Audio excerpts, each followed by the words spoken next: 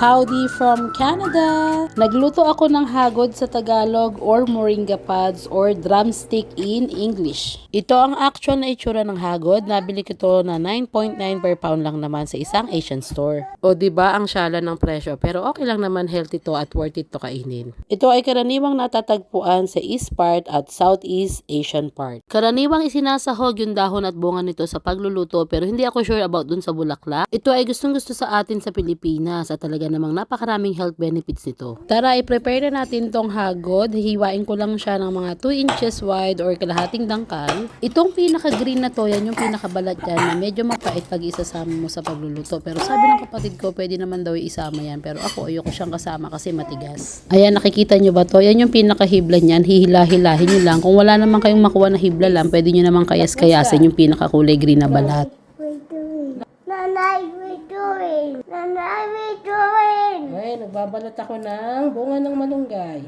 Nung bata pa ako, siguro mga grade 1 to grade 3 ako noon, lagi kami namimitas ng nanay ko sa isang parang piggery siya na maraming talim na malunggay. Pero yung mga dahon lang yung pinipitas namin at tinitinda namin sa palengke. Nung nakapag-asawa na ako na taga San Miguel at natira ako doon, noon ko lang nalaman na pati pala yung bunga nito ay kinakain at talaga namang nagustuhan ko din. Ang gagawin na luto ko ngayon dito ay yung pangkaraniwan na luto, yung bulanglang. Pero sabi ng pinsan ko, pwede din daw to ilagay sa paksiw na isda. Lalahukan ko to ng ibang gulay kagaya ng talong at sitaw at hihiwain ko lang din siya ng mga 2 inches na haba. Mas masarap pa nga to kung meron sanang usbong at bulaklak ng kalabasa, kaso wala naman akong mabilan dito ngayon. At masarap din sana tong sahogan ng pritong tinapa, pero dahil wala, pritong galunggong na lang ating gagamitin.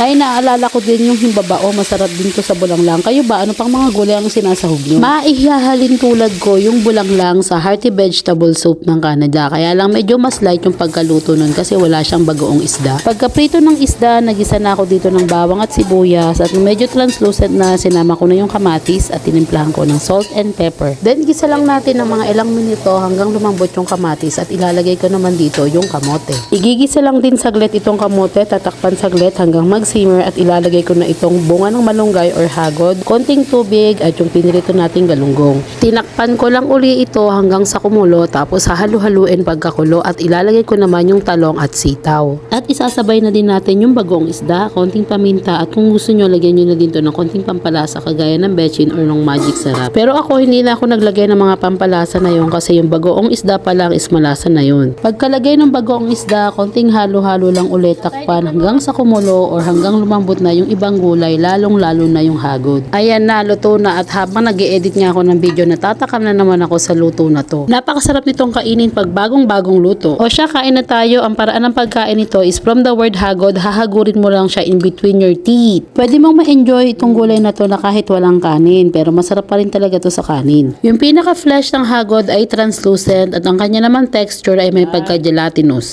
Pag kinain mo to, medyo kakagatin mo lang siya ng bahagya sa pagitan ng yung mga ngipin, tapos hihilahin mo yung pinakahagod. May buto din po ito sa loob at kinakain din po yan as long as hindi magulang yung buto. At kung ayaw nyo naman hagudin to sa pagitan ng inyong mga ngipin, pwede naman kayong gumamit ng kutsara na parang kakayurin mo lang siya ng ganito. At ang lasa nito is medyo mild compared dun sa mga dahon ng malunggay. May pagka-grassy taste like kasi yung dahon nito, pero ito wala akong malasahan na katulad nung sa dahon ng malunggay. Very light lang talaga yung flavor nitong hagod, pero yung buto niya is medyo malasa siya katulad nung dahon. At kumapit talaga dito yung pagkakagisa natin, yung bagoong isda at yung lasa ng galunggong. Kayo ba, ano pa bang luto ang alam nyong gawin dito or saan nyo siya pa pwedeng isahog? Kung katulad lang sana ng sa Pilipinas ang klima dito, malamang nagtanim na kami nito. Baka mapagkakitaan ko pa to dito, sayang 'di ba? Pero ganun talaga. O siya, sige na, paalam, kain tayo, salamat sa panonood.